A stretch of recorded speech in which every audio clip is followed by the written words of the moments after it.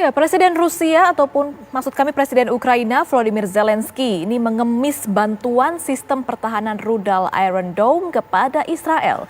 Menurutnya senjata pertahanan itu bisa digunakan untuk memukul mundur serangan Rusia.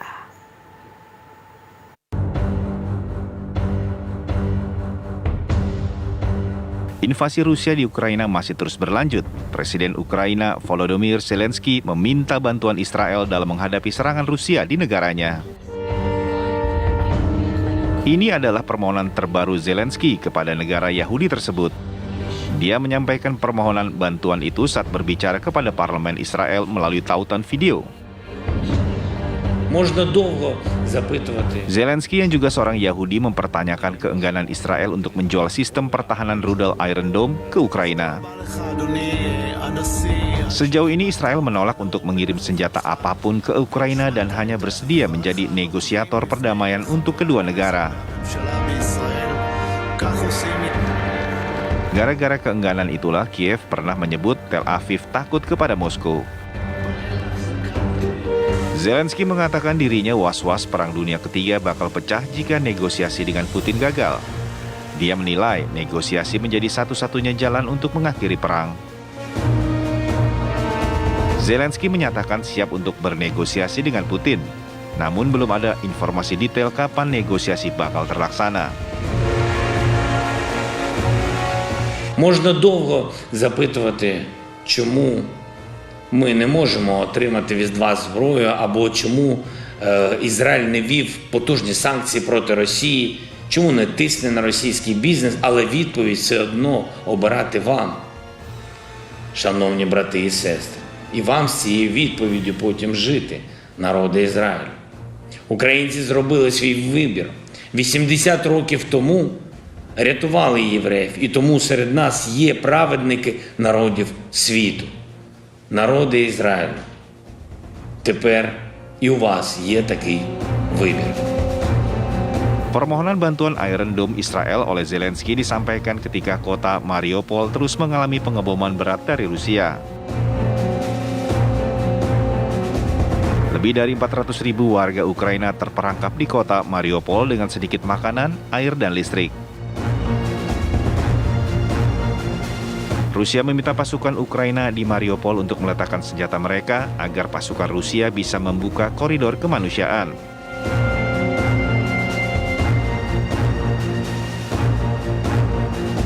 Rusia sudah mengultimatum kota Mariupol untuk menyerah sampai pukul 5 dini hari pada hari Senin. Namun pemerintah Ukraina menolak ultimatum itu.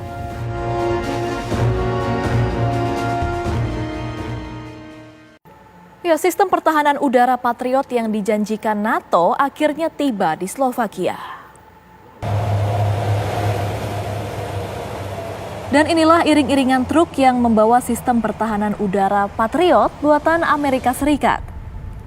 Sistem pertahanan udara ini akan dioperasikan oleh pasukan Jerman dan juga Belanda. Jerman dan Belanda sepakat untuk mengirim pasukan mereka yang dipersenjatai Patriot ke sekutu NATO itu. Pasukan itu adalah sebagian dari 2.100 personil tentara dari beberapa negara anggota NATO termasuk Amerika yang akan membentuk kelompok tempur di wilayah Slovakia. Pengerahan pasukan ini dilakukan untuk meningkatkan pertahanan aliansi di kawasan timur menyusul invasi Rusia di Ukraina.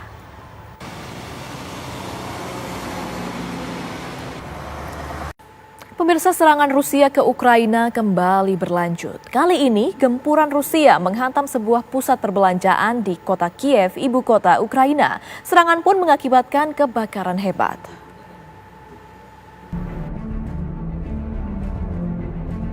Layanan Darurat Nasional Ukraina merilis rekaman video yang menunjukkan ledakan besar di pusat perbelanjaan di distrik Podil Kiev pada Minggu waktu setempat. Ledakan tersebut menghancurkan gedung pusat perbelanjaan 10 lantai serta menghancurkan sejumlah kendaraan yang berada di area parkir yang memicu sebuah kawah selebar beberapa meter di lokasi.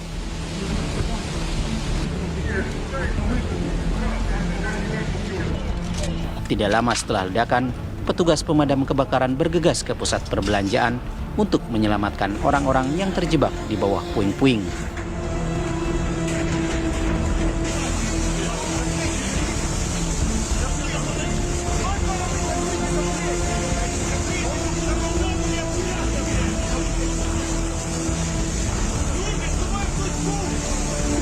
Wali kota Kiev, Vitali Klitschko, mengatakan pengeboman menghantam rumah warga sipil dan distrik perbelanjaan di distrik Podikiev yang menewaskan 8 orang, sementara puluhan orang lainnya terluka.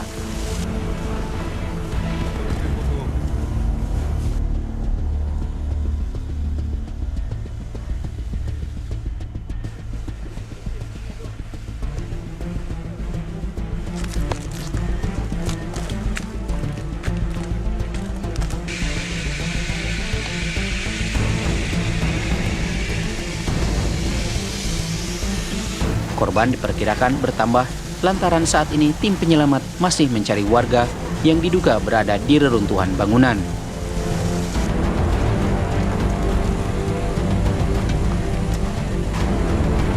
Kiev telah dilanda serangkaian serangan selama seminggu terakhir, termasuk di satu blok apartemen pada minggu sebelumnya yang menyebabkan 5 orang terluka.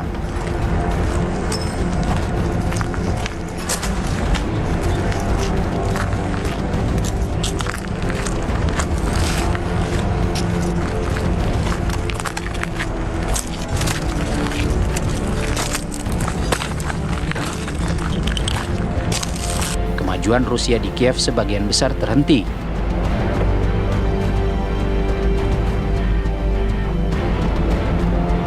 Pasukan Moskow terlibat dalam pertempuran sporadis dengan pasukan Ukraina ke barat laut dan timur, tetapi hampir tidak bergerak selama 2 minggu.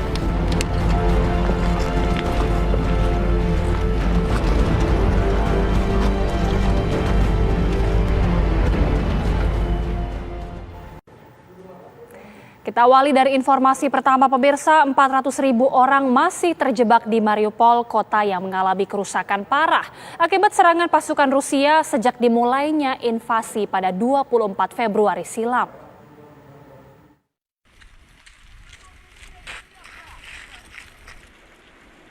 $4.000 warga tersebut hidup dalam kondisi memprihatinkan karena kurangnya pasokan makanan, air minum, dan listrik. Sejumlah warga yang awalnya memang memiliki riwayat penyakit akut, akhirnya meninggal dunia karena stres dan tidak bisa mendapatkan pengobatan. Natalia, seorang pekerja di taman kanak-kanak, mengungkapkan apartemennya hancur selama perang dan ia tidak tahu harus berbuat apa. Sebagian besar kota Mariupol telah dikuasai oleh pasukan Rusia, namun sebagian kecil lainnya oleh pasukan Ukraina, sehingga sulit mencari kabar anggota keluarga yang tinggal di sana. Menurut Badan HAM PBB, setidaknya sudah 902 warga sipil tewas dan 1.459 orang terluka di Ukraina sejak 19 Maret. Namun jumlah korban tewas atau luka diperkirakan akan lebih banyak.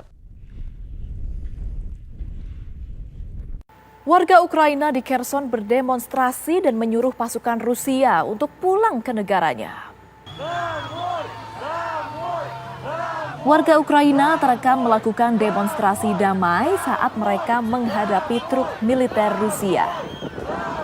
Beberapa demonstran mengibarkan bendera Ukraina, sementara yang lainnya terlihat membawa bendera tersampir di bahu mereka.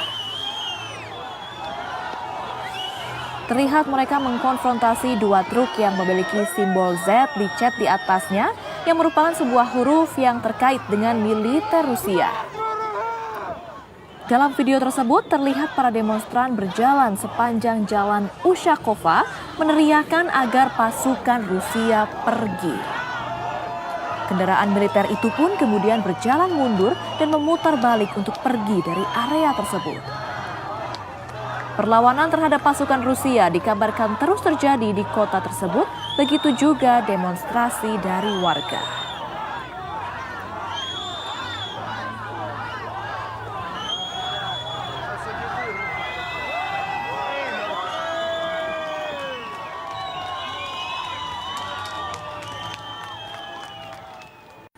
Masih di kabar dunia, pemirsa, berbagai dukungan terhadap Ukraina disampaikan dalam bentuk tato dan juga papan iklan di kota Lviv, Ukraina. Sebuah gerai tato di kota tersebut ramai didatangi oleh pelanggan yang akan membuat tato berbentuk bendera Ukraina dan juga simbol-simbol lainnya.